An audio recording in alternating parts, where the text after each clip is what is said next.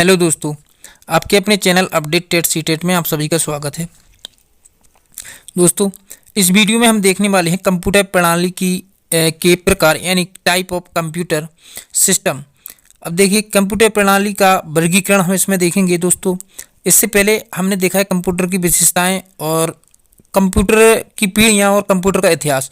दोस्तों, इसके पहले की आपकी 4 वीडियो दोस्तों आप देख लेना, और बाकी की वह वीडियो देखने के बाद यह वीडियो आपको अच्छे समझ में आएगा, क्योंकि उसका शुरू से लेकर सभी पीढ़ियों को हमने देखा है, समझा है। और दोस्तों, कंप्यूटर इतिहास, कंप्यूटर की विशेषताएं, कंप्यूटर का महत्व, सब कुछ हमने उसमें समझा है दोस्तों। तो आपको चैनल पर इसकी प्लेलिस्ट मिल जाएगी, जो है DElEd first semester computer subject करके आपको प्लेलिस्ट मिलेगी, जिसमें आपको सारी वीडियो मिल जाएंगी। इसके साथ साथ आपको उस डीएलएड फर्स्ट सेमेस्टर के सभी सब्जेक्ट की वीडियो आपको हमारे चैनल पर उपलब्ध होगी, और सबकी प्लेलिस्ट आपको अलग अलग बनी हुई मिल जाएगी। तो चलिए दोस्तों, हम स्टार्ट करते हैं। Classification of computer system. Computer प्रणाली का अनुविन्यास यानी कॉन्फ़िगरेशन आवश्यकता अनुसार निर्धारित किया जाता है। इसलिए अनेक प्रकार की कंप्यूटर प्रणालियों को मूल सिद्धांत तो एक समान होता है, लेकिन इन्हें विभिन्न श्रेणियों में वर्गीकृत किया जा सकता है। यह वर्गीकृत निम्नलिखित आधारों पर किया जा सकता है। देखिए, अब इसको ध्यान से समझिए। अगर आपने इस चैप्टर को समझ लिया दोस्तों, तो कंप्यूटर का ऐसा कोई भी भाग नहीं है जो इस चैप्टर से संबंध यानी कि रिलेशन यानी कि बिलोंग ना करता हो। देखिए, आपका कंप्यूटर के सभी चैप्टर जो है इस चैप्टर से होकर निकलते हैं। देखिए, कार्य प्रणाली पर आधारित वर्गीकरण। हम फर्स्ट नंबर का कौन सा देख रहे हैं दोस्तों? कार्य प्रणाली यानी पर आधारित वर्गीकरण, यानी कार्य प्रणाली के आधार पर कंप्यूटरों का वर्गीकरण करेंगे हम। फिर दोस्तों, आपका दूसरा होगा कार्य क्षमता पर आधारित। देखिए, कार्य प्रणाली के आधार पर कंप्यूटर का वर्गीकरण 3 प्रकार में बांटा गया है। एक तो है आपका एनालॉग कंप्यूटर, डिजिटल कंप्यूटर, फिर हाइब्रिड कंप्यूटर। सबसे पहले हम देखेंगे दोस्तों एनालॉग, डिजिटल और जो है संकर। तो इस वीडियो में दोस्तों हम देखने वाले हैं एनालॉग कंप्यूटर और डिजिटल कंप्यूटर। संकर कंप्यूटर को हम पार्ट 2 में देखेंगे, क्योंकि अगर सभी को एक ही वीडियो में पढ़ेंगे तो आप असमंजस में पड़ जाएंगे और आप सीख नहीं सकेंगे। इसलिए दोस्तों, हम इसको 2 पार्टों में विभक्त करते हैं। सबसे पहले हम देखेंगे दोस्तों एनालॉग कंप्यूटर। तो पहले समझिए, डिजिटल कंप्यूटरों को कार्यप्रणाली के आधार पर पुनः 2 भागों में बांटा गया है। किसको दोस्तों? डिजिटल कंप्यूटरों को। अब देखिए किसकी बात हो रही है? डिजिटल कंप्यूटर की, कि डिजिटल कंप्यूटर को जो है कार्यप्रणाली के आधार पर 2 भागों में बांटा गया है। अब देखिए, डिजिटल कंप्यूटर को कौन कौन में? एक तो सामान्य उद्देश्य और दूसरा है आपका यानी जनरल पर्पज, दूसरा है विशेष उद्देश्य कंप्यूटर। तो देखिए, 2 भागों में बांटा गया है। किसको? डिजिटल कंप्यूटर को। किसको? डिजिटल कंप्यूटर को बांटा गया है 2 भागों में। अब देखिए, एक बांटा गया है सामान्य यानी जनरल पर्पज, और दूसरा है आपका स्पेशल पर्पज। अब देखिए, इस प्रकार के वर्गीकरण को चित्र नंबर 30 द्वारा भली भांति समझा जा सकता है। अब देखिए, सबसे पहले आप देखेंगे कंप्यूटर। दोस्तों, आपका यहाँ पे है कंप्यूटर। कंप्यूटर को बांटा गया है दोस्तों एनालॉग, डिजिटल और संकर 3 भागों में। अब देखिए, अभी हमने क्या समझा दोस्तों? फिर डिजिटल को बांटा गया है आपका, देखिए कितने भागों में बांटा गया है दोस्तों? अगर डिजिटल की बात की जाए तो एक सामान्य उद्देश्य, जनरल और एक स्पेशल। अब 2 भागों में बांटा गया है। अब हम समझेंगे दोस्तों, एनालॉग अपनी जगह है, संकर अपनी जगह है, परंतु डिजिटल को बांटा गया है 2 भागों में, जो आप यहाँ पे देख रहे होंगे दोस्तों। डिजिटल से देखिए बात करेंगे तो डिजिटल को आप समझ गए कि 2 भागों में बांटा गया है। एक बांटा गया है जो है सामान्य उद्देश्य और दूसरा है विशिष्ट उद्देश्य दोस्तों। अब हम देखिए एनालॉग समझेंगे। एनालॉग आपका कौन सा है? जो कि कंप्यूटर को 3 भागों में बांटा गया है, डिजिटल, एनालॉग, डिजिटल और संकर। तो हम देखने वाले हैं दोस्तों एनालॉग। डिजिटल को आप समझ गए कि इसको 2 भागों में बांटा गया है, सामान्य उद्देश्य और विशिष्ट उद्देश्य या विशेष उद्देश्य। इसको हम बाद में देखने वाले हैं। तो दोस्तों, इन दोनों को तो समझना है। तो इसमें इसको आप समझ चुके हैं, 2 भागों में बांटा गया है। हम देखेंगे अब एनालॉग कंप्यूटर के बारे में समझेंगे। देखिए, अगर बात की जाए एनालॉग कंप्यूटर की, तो इन कंप्यूटरों में निवेश व निर्गम के रूप में किसी मापने योग्य भौतिक राशि का उपयोग किया जाता है, जैसे विद्युत विभवांतर, विद्युत धारा इत्यादि। विभिन्न गणितीय संक्रियाएं जैसे योग, अंतर, अवकलन और समाकलन इत्यादि के लिए भौतिक समतुल्य एनालॉग यानी निकाय मुख्य रूप से विद्युत परिपथ बनाए जाते हैं। निवेश संख्याओं का उपयुक्त पैमानों की सहायता से समतुल्य एनालॉग्स भौतिक राशि में बदला जाता है। इस मात्राएं भौतिक राशि, विभवांतर, धारा इत्यादि का निवेश के रूप में उपयोग करके निकाय से निर्गम राशि का परिमाण मान लिया जाता है। इसे पुनः पैमाने की सहायता से संख्या में बदला जा सकता है। दोस्तों, एनालॉग कंप्यूटर का प्रयोग कहाँ किया जाता है आप समझ चुके होंगे, भौतिक राशियों, विद्युत परिपथ आदि में। एनालॉग कंप्यूटर का मुख्य गुण राशियों का सतत बदलाव या क्रियांतरण की तीव्रता है, परंतु इसकी मुख्य कंपनियां निम्न हैं। देखिए, हर प्रकार की संगणना के लिए भौतिक समतुल निकाय यानी एनालॉग कंप्यूटर निकाय बना पाना संभव नहीं है, अतः यह केवल कुछ ही अनुप्रयोगों के लिए प्रभावी माना जाता है। देखिए, एनालॉग कंप्यूटर का उपयोग उद्योगों में विभिन्न नियंत्रण प्रणालियों लगाने में किया जाता है, जैसे देखिए ताप नियंत्रण, धारा नियंत्रण, द्रव ताप प्रवाह। तो दोस्तों, भौतिक राशियों के सभी से संबंधित जो है एनालॉग कंप्यूटर का हम प्रयोग करते हैं। देखिए, वो विद्युत परिपथ आदि के लिए हम किसका प्रयोग करते हैं दोस्तों, तो हम इसी का प्रयोग करते हैं। तो आप समझ गए हैं एनालॉग कंप्यूटर का। दोस्तों, अब हम देखने वाले हैं देखिए डिजिटल कंप्यूटर को, जिसको दो भागों में बांटा गया था, सामान्य उद्देश्य, विशिष्ट उद्देश्य।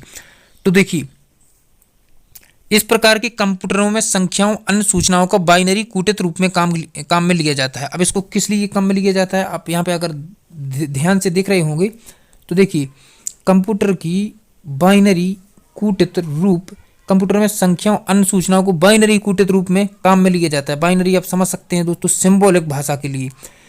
इन कूटित संकेतों का विभिन्न इलेक्ट्रॉनिक परिपथ में क्रियांतरण करके परिणाम को प्राप्त पुनः कूटित संकेतों में बदला जाता है। इस प्रकार कंप्यूटरों में सही प्रकार का डाटा इच्छित शुद्धता के साथ प्रदर्शित, प्रकलित और किया जाता है। इस श्रेणी के कंप्यूटरों का उपयोग सामान्यतः सभी प्रकार के अनुप्रयोग में किया जाता है। देखिए, इसका यानी कि इसका डिजिटल कंप्यूटरों का दोस्तों जनरल के लिए भी किया जाता है और विशिष्ट के लिए भी किया जाता है, यानी विशेष के लिए भी किया जाता है। तो दोस्तों, अब हम देखेंगे, देखिए इसको दो भागों में बांटा गया है, एक सामान्य उद्देश्य, विशिष्ट उद्देश्य। इसको भी समझ लेते हैं। अगर बात की जाए सामान्य उद्देश्य कंप्यूटर की, तो एक कंप्यूटर बहुउपयोगी होते हैं, इनमें सुधार व बदलाव की सुविधा उपलब्ध होती है, परंतु सभी डिजिटल कंप्यूटर प्रोग्राम आधारित संगणनाएं करने में सक्षम होते हैं। उपयुक्त सॉफ्टवेयर का उपयोग करके इन्हें किसी भी सामान्य अनुप्रयोग के लिए प्रयुक्त किया जा सकता है। मुख्य रूप से इसका उपयोग वैज्ञानिक अथवा व्यक्तिगत उपयोग के व्यावसायिक अनुप्रयोगों के लिए किया जाता है। अब देखिए विशिष्ट उद्देश्य कंप्यूटर, स्पेशल पर्पज कंप्यूटर। इनमें सामान्य उद्देश्य कंप्यूटर की बहुत सी विशेषताएं होती हैं, परंतु इसका उपयोग विशिष्ट संगणनाओं के लिए किया जाता है। इनकी डिजाइन इन विशिष्ट अनुप्रयोगों के दक्षतापूर्वक क्रियांतरण के लिए किया जाता है, अतः ये सामान्य अनुप्रयोगों के लिए उपयोग नहीं होते हैं।